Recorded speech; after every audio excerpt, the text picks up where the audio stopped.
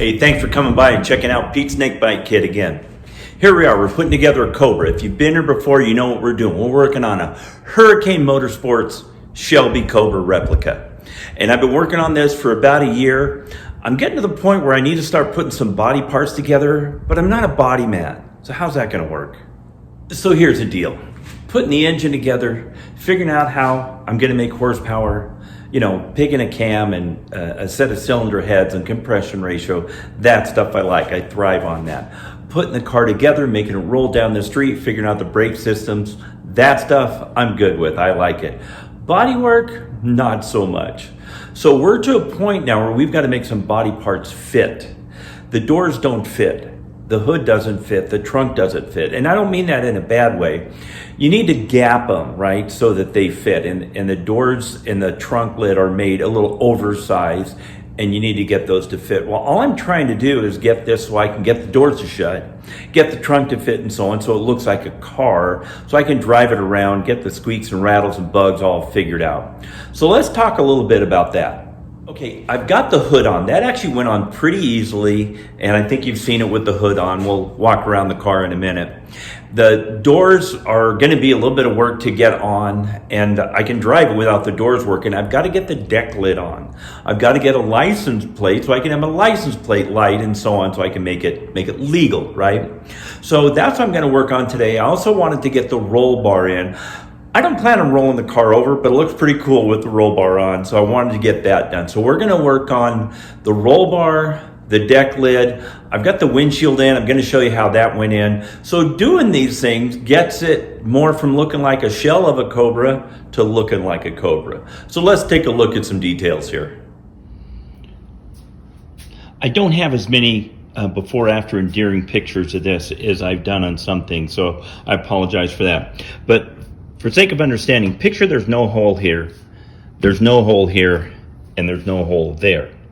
And so the challenge is figuring out how to center that hole directly over that, centering this hole directly over that, and figuring this one out with that slope and so on. So that's what we're gonna try and figure out. Honestly, I thought this was going to be a very overwhelming project, and I thought I was going to butcher it to death and send it to a body shop to get it fixed up, and it came out okay. So I didn't really do any video record of this because I thought it was going to be a disaster, but it came out okay. What I did here, like I said, I got some of this 1x, which this inside diameter here happens to be 1 inch, and then I cleaned up the end so it would slide in there well. Well, before I had the hole punched in there, I didn't have the luxury of dropping that in. So I cut this where it was just long enough where I could barely get it in. And then I inched this up till it was very close to the bottom of the fiberglass, and I drew a circle around there. And then that got me my center. And then I made another one for this side because, of course, it was a different distance. So at first I got this hole drilled there, and you can see that 1 inch looked more or less centered in there. Then I took a longer piece and dropped it through there, and I could see that it looked pretty centered. Then I covered all this with blue tape, and I'll show you that in a minute, where I could draw the lines on the blue tape and then work on that to kind of massage that around until the roll bar fit. Another thing that made this interesting, so this is a foot center to center. You can see there it's not quite. So when this was bent, these sprung in just a little, which is fine. But to slip these through the holes in the body, these are closer together than they are when they go down. I had to spread this to get it over the stubs. So that made making the holes a little bit tougher because I had to let them clear these as they were sprung in, and then as it goes further up, be centered around those. So it's a little bit tricky, but just worked at it real slow, and I think I got it to where it looks okay. So here's a stub that the roll bar back piece goes onto, and of course it comes up here to the front hoop. What's interesting here is we got a lot of angles. So the body panel here is sloping downhill this way. It's sloping downhill this way. The bar is coming through at an angle going up, and it's not going straight forward to that, it's going on an angle. So pretty much as many angles as you could possibly work with. I'll show you what I did to start the hole on that. So to get the starter hole on this, I cut this pipe so it's relatively the angle where it's going to hit the bottom of that body panel, and then again this inch tube just slips inside that stub they had there. So of course I didn't have the advantage of that hole being there, but I made this as long as I could make it, and then I kind of wedged it in there up against the body, and you can see I didn't nail the angle exactly, but it was close enough where I could draw a silhouette around that pipe from the bottom so I could see where to start the hole. And then as I worked on making this hole, I had this to look at, and I knew I can get this one close. And then as I got that to where I could actually pass a 1-inch bar through there, then I taped up around that and started making marks to have the 1.5-inch roll bar fit through. What I wanted to show you here is how I used that blue tape.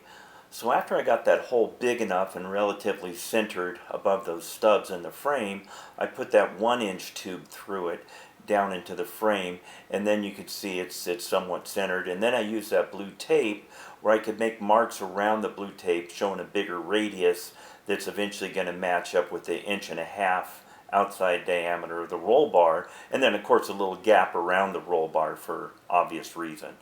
And blue tape works out nice. It also seemed to keep the fiberglass from splintering so much. The other thing that's nice about the blue tape is I wrapped the roll bar pieces with it, as you can see. I had this in and out of there, 100 times probably, and I wanted to minimize how much scuffing was on the roll bar from dragging these things in and out. So blue tape's got a lot of uses when you're building a car. So there it is installed. See, I put grommets on it. Didn't put a grommet on the back one. They make some grommets that actually have a metal ring around them that screw on, and that would work around that oval one, but I don't like the look of those rings that go around to screw them on, just personal preference deal. So there's a roll bar. What do you think?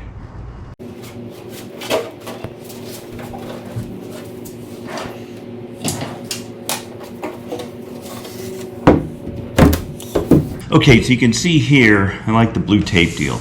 So what I did is I put blue tape around this, and then as I got the deck lid close to where it would fit, I could say, hey, I've got a hot spot here where it's hitting, and then I could work on moving that side down. So I've taped all the way around the edges of this, trying to get the clearance that I'm shooting for.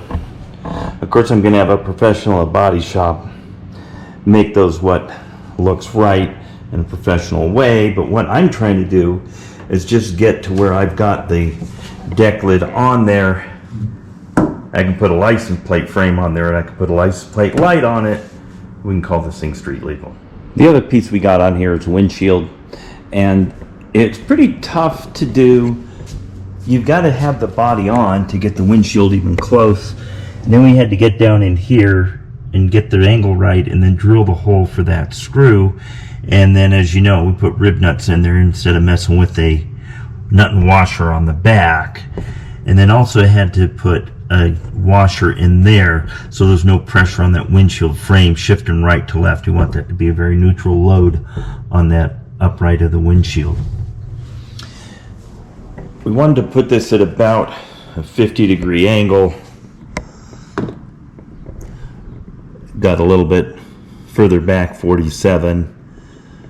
Some of the FIA cars that were the real race 289 cars are laid way back like that, which looks pretty cool, but that wasn't an SC427 car. That was a small block race car.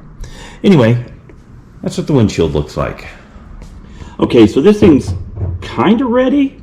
I think it's okay if we take it around the block. What do you think? Let's check it out.